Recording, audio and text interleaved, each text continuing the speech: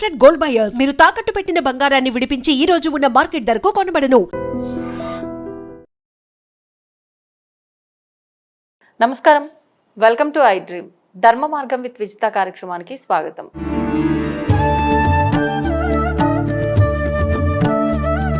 ప్రస్తుతం మనతో పాటు ఉన్నారు భారతీ శంకరపీఠం వ్యవస్థాపకులు, ప్రముఖ జ్యోతిష వాస్తు పండితులు, బ్రహ్మశ్రీ అన్నవరపు తిరుపతి మూర్తి అవధాని గురుగారు. ఇప్పుడు గురుగారితో మాట్లాడదాం. నమస్కారం గురుగారు. పరమేశ్వరార్పణం. గురుగారు, ప్రతి ఒక్కరికి లక్ష్మీ అమ్మవారి అనుగ్రహం కావాలనుకుంటారు. లక్ష్మీ అమ్మవారు స్థిరంగా మా ఇంట్లో ఉండాలి అనుకుంటారు. కానీ ఆవిడ్ని చంచలమైన మనస్తత్వం కలవారు ఎలా ఉంటారో ఆవిడ అలాగే చంచలము, అంటే ఒక చోట అసలు ఉండదు. మనం అంటే ఏ విధంగా ఉన్నా కూడా ఆవిడ రావాల్సినప్పుడు వస్తుంది, వెళ్ళాల్సినప్పుడు వెళ్తుంది. అంటే ఆమె అనుగ్రహం కలగాలన్నా కూడా అదృష్టం ఉండాలి. ఆ అదృష్టము ఉన్నప్పుడు, ఆ అనుగ్రహం మనకు కలిగినప్పుడు ఆమె స్థిరంగా ఉండాలన్నా కూడా మళ్ళీ దానికి అదృష్టం ఉండాల్సిందే. ఇవన్నీ జరగాలంటే అసలు ఏం చేయాలి? ఆమెని అలా స్థిరంగా మన ఇంట్లో తిష్ట వేసి కూర్చోవాలి అని అంటే, కూర్చునే విధంగా చేయాలి అని అంటే ఏమైనా పరిహారాలు ఉన్నాయా? అసలు ఎటువంటి విధానాలు ఆచరిస్తే ఆమెని మనం మొత్తానికి మన ఇంట్లోనే ఉంచుకోవచ్చు అంటారు? వాటన్నిటి గురించి వివరణ ఇవ్వండి. తప్పకుండా అమ్మ. లక్ష్మీ అనుగ్రహం ప్రతి ఒక్క మనిషి తనకు ఒక వయస్సు వచ్చి, తనకి ఊహ తెలిసి, చదువు పూర్తయి, ఇక అక్కడి నుంచి అతను ఉద్యోగము, సంసారము అనుకున్న ప్రతి దానికి కూడా రూపాయి. ఆ రూపాయి అనేటువంటిది ఇవాళ మన దగ్గర ఉండొచ్చు, రేపు వెళ్ళిపోవచ్చు. ఇప్పుడు మీరు అన్నట్టుగానే చంచలం అనేటువంటిది ఉంది. కానీ ఆవిడ చంచలంగా ఉండటానికి అనేక కారణాలు ఉంటాయండి. ఎందువల్లనంటే కొంతమందిని విడిచి వెళ్ళిపోతేనే కొంతమంది జీవితాలు బాగుపడతాయి. ఎవరి దగ్గర అయితే డబ్బు అనేటువంటిది ఉన్నప్పుడు డబ్బుకు విలువ లేకుండా ఉంటారో, ఆ డబ్బును చూసి ఎదుటి మనిషికి విలువ లేకుండా ఉంటారో రాక్షస ప్రవర్తన అంటారు.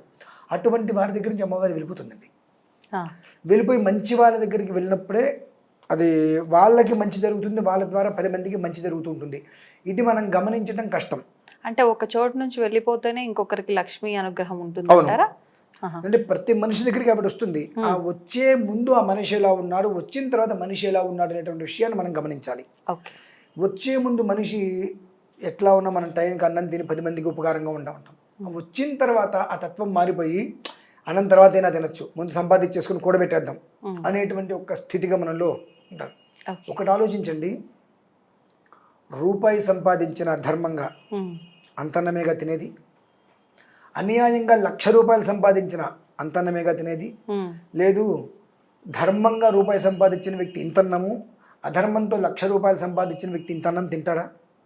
ఎంత పడితే అంతే అండి కదా. ఎలా ఉన్నా కానీ ధర్మంగా రూపాయి సంపాదించేటువంటి వ్యక్తి కడుపుకు తృప్తిగా తినగలుగుతాడు. కానీ అధర్మంగా వచ్చేటువంటి రూపాయి, అంటే ఎక్కువగా వచ్చేటువంటి రూపాయి ఏం చేస్తుందంటే దాని మీద ఎక్కువ దృష్టి పెట్టించి సమయానికి భోజనం లేకుండా చేస్తుంటుంది. ఎప్పుడైతే నువ్వు డబ్బు అనేటువంటి నీ దగ్గరకు వస్తున్నప్పుడు టయానికి నువ్వు చేయవలసినటువంటి పనులు మానేసి దాన్ని అధిగమించి చేస్తున్నావు, అతిక్రమించి, అప్పుడు అమ్మవారు మళ్ళీ వెళ్ళిపోతుంది. ఎవరి దగ్గరికి వెళ్తుంది? ఇంకొక మనిషి దగ్గరికి వెళ్తుంది. చంచలము కాదండి. మనకు ఒక మనిషి విలువ ఇవ్వనప్పుడు ఆ మనిషి మన దగ్గరికి వస్తాడా? అంతే. ఒక మనిషితోటి అలా ఉన్నప్పుడు యావత్ ప్రపంచం మొత్తాన్ని నడిపించేటువంటి తల్లి. అలాగే యాదేవి సర్వభూతేషు, యాదేవి సర్వభూతేషు, మొత్తం అందరికీ కూడా, అంటే పంచభూతాలు అంటే మనకు అయితే తెలుసు. కానీ అమ్మవారి దృష్టి ఏంటి? మొత్తం అన్నిట్లోనూ ఒకే రకంగా చూస్తుంది ఆవిడ. అన్నిట్లలో తను అన్నిట్లలోనూ కూడా చూసుకునేటువంటి ఆ తల్లి అందరికీ అన్నీ సమకూరుస్తున్నప్పుడు నువ్వు విలువ ఇవ్వలేదు అన్నప్పుడు ఆవిడికి కాదుగా, ఆ తత్వానికి నువ్వు విలువ లేకపోయావు. విలువ లేని వస్తువు నీ దగ్గర ఉండకూడదు, విలువ తెలియని వస్తువు నీతోటి ఉండకూడదు. వెళ్ళిపోయినప్పుడు ఆ బాధ నీకు తెలియాలి, విలువ అర్థమవుతుంది. అది తత్వం అనమాట. అమ్మవారి యొక్క తత్వం అలా ఉంటుంది. ప్రతి మనిషి అమ్మవారిని కోరుతూనే ఉంటారు. ఇప్పుడు మనకు చండీ సప్తశతిలో 5వ అధ్యాయంలో వస్తుందండి, యా దేవి సర్వభూతేషు మాతృరూపేణ సంస్థిత. అలాగే యా దేవి సర్వభూతేషు వృత్తి రూపేణ సంస్థిత, యా దేవి సర్వభూతేషు క్షుధా రూపేణ సంస్థిత, యా దేవి సర్వభూతేషు తుష్టి రూపేణ సంస్థిత, యా దేవి సర్వభూతేషు పుష్టి రూపేణ సంస్థిత అని అమ్మవారు అనేక రకాలుగా ఎలా ఉంది. నాయన, ఒక సమయాన్ని అనుసరించి నువ్వు నీకు ఇవ్వడానికి నేను సిద్ధంగా ఉన్నా అని ఆవిడ రెడీగా ఉన్నారు. ఆవిడ ఏమడిగింది? క్షుధారూపేణ సంస్థిత. ఉమ్. క్షుత్ అంటే ఆకలమ్మ. ఓహో. ఇంతమంది ఆకలి తీరుస్తున్నా, ఆకలి తీర్చాలి అంటే అక్కడ నా పాత్రలో ద్రవ్యం ఉండాలిగా. అవును. అక్షయ పాత్ర కాదు, మీరు 10 మంది కలిసి ఇచ్చేటువంటిది నేను 1000 మందికి ఇస్తున్నా. కాబట్టి ఆ పాత్రలో ద్రవ్యం తక్కువైంది. క్షుధారూపేణ సంస్థిత. నేను ఆకలితో ఉన్నాను అనుకో, నాకు అందించు, నేను 1000 మందికి అందిస్తా, నేను దానికోసం సిద్ధమై ఉన్నా, నేను అందించడానికి నువ్వు ఏదైతే ఇవ్వవలసిందో అది యజ్ఞ రూపంలో నాకు సమర్పించు, నేను సిద్ధంగా ఉన్నానని చెప్పి అమ్మవారు. కానీ అది మనం వినం కదా.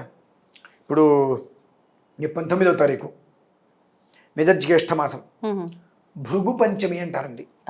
భృగువారము పంచమి అమ్మవారికి చాలా విశేషమైనటువంటిది. అమ్మవారికి ఇష్టమైన ద్రవ్యం విప్పపు అంటారమ్మ, మధు పుష్పము అంటారు. ఆ మధు పుష్పము 1,00,000 మధు పుష్పాలతో అమ్మవారికి ఐశ్వర్య లక్ష్మి హోమం ఆ రోజు చేస్తున్నాం. ఎందువలన చరాచర జగత్తులో అందరికీ కూడా కడుపుకి నింపేటువంటి అమ్మకి మన చేతితో ఒక ముద్ద ఇవ్వటం, ఈ భాగ్యం ఎంతమందికి కలుగుతుందండి? మన చేత్తో అమ్మకి ఒక ముద్ద ఇవ్వటము అనేటువంటిది, అంటే మన కడుపు నింపేటువంటి తల్లికి మనకు చిన్నప్పుడు అమ్మ గోరుముద్దలు పెడుతుంది కదా, మనం పెద్ద ఎంత అమ్మకి ఒక ముద్ద, ఆ రకంగా అమ్మకి ముద్ద పెట్టి కడుపు నింపి అమ్మ యొక్క కడుపు నింపేటువంటి ఒక యోగం ఎంతమందికి లభ్యమవుతుంది? అటువంటి చక్కటి ఒక మార్గం రేపు 19వ తారీఖు జరుగుతుంది. కాబట్టి అందులో చెప్పబడిన రీతిలో ప్రతి ఒక్కరూ కూడా ఏమాత్రం అవకాశం ఉన్నా ఆ విప్ప పువ్వు ఆ ఒక్క మంత్రంతో అమ్మవారికి సంబంధించినటువంటి ఏదైతే మహామంత్రం ఉంటుందో ఆ మంత్ర పాశుపతంతో శ్రీ సూక్తం అమ్మ, శ్రీ అంటేనే లక్ష్మి, 28 సార్లు ఆ శ్రీ సూక్తం మహామంత్ర పాశుపతంతో శ్రీ సూక్తాన్ని 28 సార్లు విప్ప పువ్వు, అలాగే తేనె, పసుపు, కుంకుమ, లవంగాలు, యాలకులు, జాజికాయి, జాపత్రి, పచ్చకర్పూరం, ఇలా మొత్తం 8-9 రకాల ద్రవ్యాలు. ఈ ద్రవ్యాలతో అమ్మవారికి ముద్ద ఇవ్వటం, అనంతరం తాంబూలం, ఈ రకంగా ఈ ద్రవ్యాలతో ఇవన్నీ కూడా శోభన ద్రవ్యములు అని అంటారు. శోభన ద్రవ్యము అని అంటే ఎప్పుడూ కూడా తృప్తిగా ఉండేటువంటిది, ఏ తత్వంలో కూడా ఇది లేదు అని. మనకి ఎంత డబ్బు ఇచ్చినా ఇంకా అంత డబ్బు ఇస్తే బాగుండు అనుకుంటాం, కడుపు నిండా భోజనం చేస్తే మాత్రం అమ్మ చాలు. ఎంత సంపాదించినప్పటికీ కూడా మన కర్మ ప్రారంధవశాత్తు సంపాదన మీద ఉండేటువంటి దృష్టితో కడుపు నిండా భోజనం చేయలేక సంపాదించి కడుపు నిండా తిందామనే టయానికి అన్ని రకాల వ్యాధులు వచ్చి తినలేక అప్పుడు టాబ్లెట్లు వేసుకొని ఇబ్బంది. ఇక మీరు తింటాం ఇప్పుడండి. కనుక అమ్మవారు ఏం చేస్తుందంటే నువ్వు పెట్టే ఒక్క ముద్దకి నీకు ఆ జన్మాంతము కూడా సమయానుకూలంగా ఏ సమయానికి ఏ పదార్థం నీ కడుపులో పడితే నువ్వు తృప్తిగా ఉండగలవో అటువంటి తృప్తికరమైన జీవితాన్ని నీకు అలా అనుగ్రహ రూపంలో అందించేస్తుందండి. అంత విశేషం తెలుసుకోవాలి మనం. అవిన్ని మనం స్థిరంగా ఉండదు, చెంచులక్ష్మి స్థిరంగా ఉండదు అంటూ ఉంటాం, చాలా తప్పు. మనం ఉండే రీతిలో మన ఇంటికి వచ్చినటువంటి వ్యక్తికి మనం విలువ ఇవ్వకపోతే ఇంకోసారి వస్తాడా? అటువంటిది నీ జీవితానికి వృద్ధి ఇచ్చేటువంటిది ఆ లక్ష్మి ఏదైతే ఉంటుందో ఆవిడికి నువ్వు విలువ ఇవ్వనప్పుడు నీ దగ్గర ఎందుకు ఉంటుంది? కాబట్టి ఆ విలువ ఎక్కడైతే ఉంటుందో ఆవిడ అక్కడికి వెళ్ళిపోతూ ఉంటుంది. అది మనం గమనించాలి. చెంచు లక్ష్మి అంటే నిజమే, ఆవిడ ఎందుకైంది? మన వల్లే కదా అయింది. స్థిరత్వం ఎందుకు లేదు? ఈ కారణం చేత లేదు. నువ్వు చక్కగా నీకు వచ్చేటువంటి ద్రవ్యంతో నలుగురికి కడుపు నిండా భోజనం పెట్టి నువ్వు భోజనం చేయడం మొదలుపెట్టు. ఇందులో మన పెద్దవాళ్ళు ఇందాక కూడా అనుకున్నాం, అందరూ బాగుండాలి అన్నప్పుడు కొంతమంది ఏమంటారు, అందులో నేను ఉండాలి అంటారు. చాలా తప్పు పదం అది. ఎందుకంటే అందరూ బాగుండాలి అన్నప్పుడు ఆ అందరిలో నువ్వు కూడా ఉన్నావు కదా. ఆ చిన్న విషయం మనం తెలుసుకోవాలమ్మా. అందరూ బాగుండాలి, అందరితో అందరూ ఉండాలి అంటే తగాదాలు లేకుండా, నువ్వు ఇది ఇచ్చావు నాకు అది ఇచ్చావు, ఇది నాది ఇది నీది అనేటువంటి విషయం తగాదా పడకుండా, పోయింది ఓకే అది నాది కాదు అని వదిలేసేయి. నువ్వు ఎప్పుడైతే దాన్ని వదిలేస్తావో అమ్మవారు అంతకు మించి నీకు రెట్టింపిస్తారు.